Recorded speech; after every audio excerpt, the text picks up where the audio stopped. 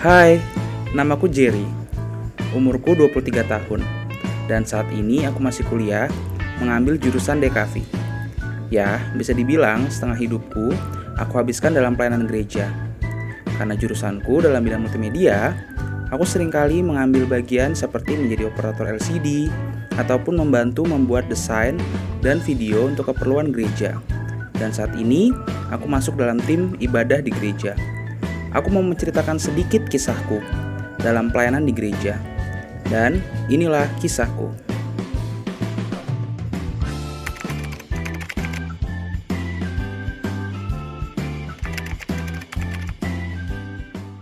Meningkatnya angka kematian akibat COVID-19 jadi sorotan Satgas Covid. Juru bicara Satgas Covid, Wiku Adhisa Smito bahkan menyebut angka kematian akibat COVID-19 terus paket, naik Pak. saat PPKM darurat Bu. dan berlanjut ke PPKM Bu, paketnya, Bu. hingga 4. Hal ini justru Pak, berbeda dengan angka paket. COVID yang menurun dan angka kesembuhan yang terus Paket, meningkat. Pak. Wiku Oh ya, meminta sini Mbak, sini Mbak, sini Mbak, sini Mbak. perhatian penanganan pasien yang ada Sini Mbak, sini Mbak. Kematian tertinggi sebesar Mbak, coba lihat deh, Mbak. 39. Coba lihat beritanya. Sini duduk Mbak, duduk Mbak. Ya. Darurat menjadi Coba lihat deh beritanya. 1.338. Corona udah masuk Indonesia loh, Mbak. Dan Serem meningkat kan? lagi pada PPKM level 1 Iya sampai sih, dengan Pak, Pak, emang serem menjadi Ini serem emang. Tapi ini Pak ada paket. Emang serem dia. Jangan PPKM ngeri level juga 1 nih. sampai 4 ini salah Jadi satunya takut kemana-mana. dilakukan untuk meningkatkan upaya Mending kalau nggak ada penurunan kasus ngapa-ngapain kematian perlu keluar tuh, semaksimal mending diem di mungkin. rumah aja deh, serem banget. Provinsi Iya Mbak, mending nggak usah ke rumah, nggak keluar rumah lah Mbak. Menekankan penurunan Iya kasus sih yang Bu, sudah terjadi tapi selama 1 minggu. paketnya nggak diambil Bu. Jangan sampai Ini emang meningkat serem lagi banget di ya. minggu ini. Sampai Indonesia. Terus tingkatkan penanganan kasus utamanya pada pasien di ruang isolasi, Pak, Bu, intensif, Dek, dan ini ICU, paketnya. Selesai agar dah aku jadi kematian tukang dapat paket. menurun.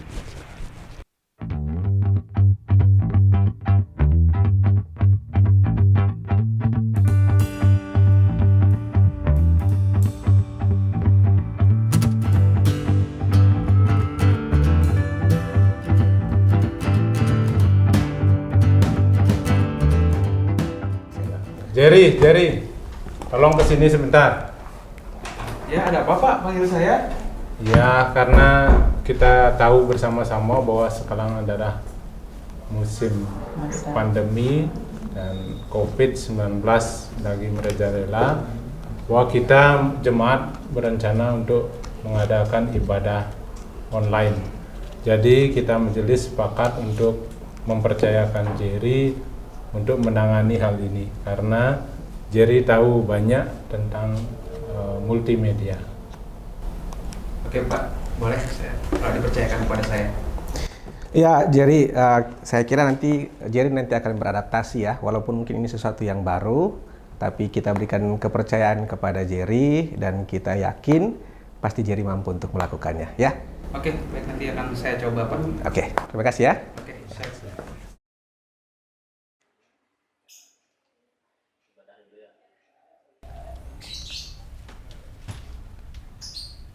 Loh.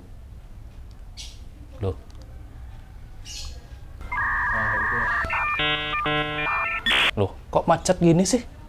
Gimana tukang streamingnya ini loh?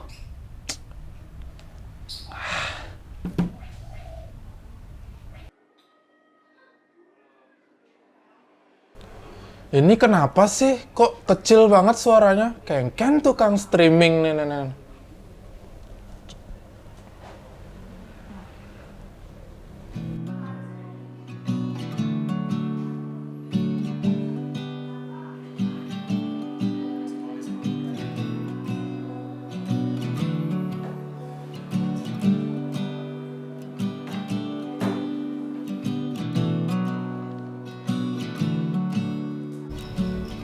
Pak, Ya, tunggu deh. Sekarang tanggal berapa? tanggal berapa ya? Jangan-jangan Bapak lupa bayar wifi lagi. Sebentar. Coba dicek dulu. Lah, iya ya. Iya. Belum bayar wifi ya. Pantes macet.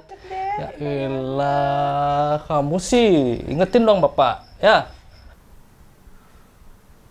Hajar, bentar dulu. Aku mau nanya, kenapa sih live streamingnya kayak gitu? Ya kadang besar lah, kadang kecil lah suaranya. Kenapa sih kayak gitu? Banyak tanya kamu tuh, lagi pusing ini. Jer, Kamu ngapain emosi kayak gitu? Sini, duduk dulu. Cerita sama Bapak. Kenapa, Pak? Kamu kenapa sih datang-datang emosi kayak gitu? Apalagi kamu habis pelayanan loh. Nggak boleh loh, itu ada akar kepahitan namanya di diri kamu. Gimana? Coba cerita sama Bapak. Kamu kenapa sih? Ya, gimana ya, Pak ya? Aku kan udah pelayanan nih ya, supaya kita bisa ibadah nih di rumah. Tapi tuh jemaat komen. Jadi kan gimana nggak sebel ya, Pak ya? Dibilang inilah, dibilang itulah. Jadi nggak ada damai sejahtera, Pak. Padahal aku udah mau untuk pelayanan, supaya kita bisa ibadah. Tapi mereka komen mulu, Pak. Bikin sebel. Jadi kayak kepaksa gitu pelayanan. Ya, gimana dong? Ya wajar seperti itu. Bapak juga baca kok tadi di WA. Ya namanya ini hal yang baru. Dan jemaat juga baru menerima. Ya wajar dong ada yang kayak gitu. Apalagi ini di bidang teknologi. Bapak juga nggak ngerti-ngerti amat. Jadi ya udahlah, kamu sabarin aja. Jangan seperti itu. Tapi masalahnya, aku yang ngalamin. Bapak cuma ngomong enak. Ya udah, kamu balik ke kamar dulu. Kamu tenangin dirimu ya. Ya udahlah. Udah ya, Pak. Capek juga aku.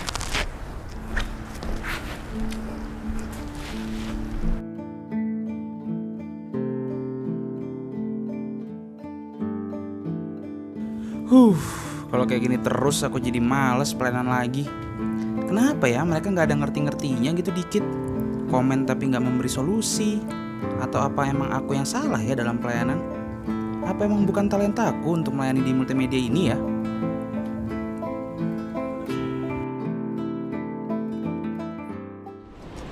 Mas, minumnya Mas? Mbak kebetulan. Duduk. Mbak. Susah ya, Mbak. Niat baik kita tuh kalau nggak dianggap orang, padahal udah berusaha baik tapi hasilnya negatif tuh ngeselin ya. Iya sih Mas. Minumnya jadi dibeli Mas? Kalau udah gitu tuh jadi males ngapa-ngapain gitu nggak sih, Mbak? Jadi kayak setiap usaha kita tuh sia-sia kayaknya. Nih Mas, ambil aja, nggak usah bayar. Capek saya. Jadi tukang parkir dicuekin. Sekarang jadi dagang minum pun dicuekin. Mas, lain kali kalau kasih peran itu yang bagusan dikit, kenapa? Capek gua.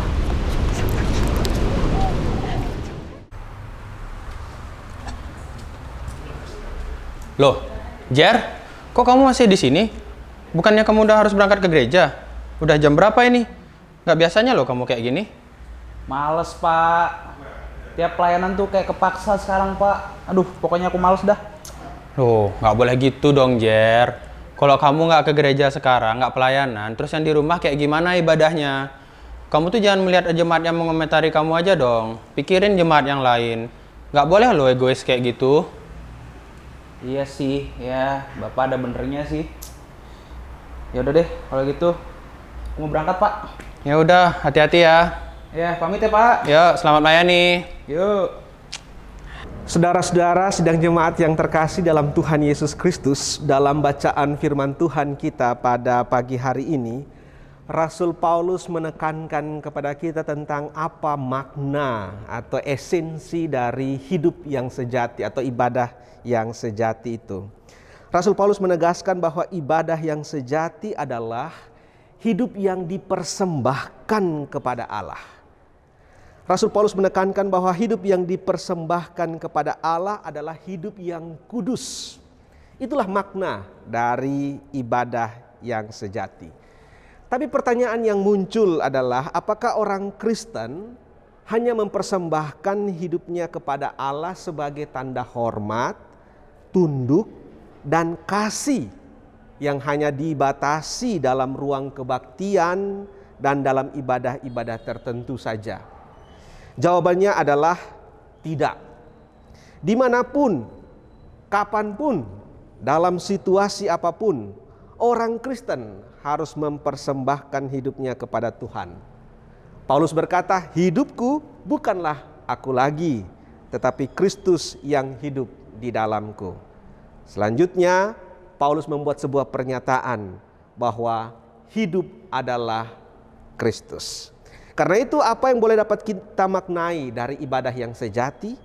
Ibadah yang sejati itu berarti bahwa orang Kristen harus menjaga hidupnya untuk terus dan tetap memuliakan Tuhan.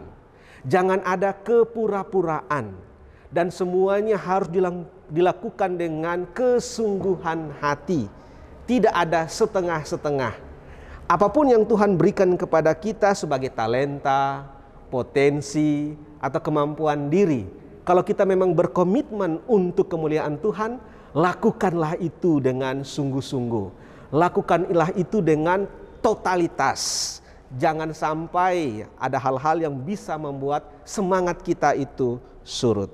Orang Kristen tidak boleh membiarkan hal-hal yang dapat membuat kita turun semangat kita itu menguasai. Tetapi melalui firman Tuhan hari ini, Paulus mengingatkan kepada kita, ibadah yang sejati adalah ketika adanya totalitas hidup kita untuk kemuliaan nama Tuhan.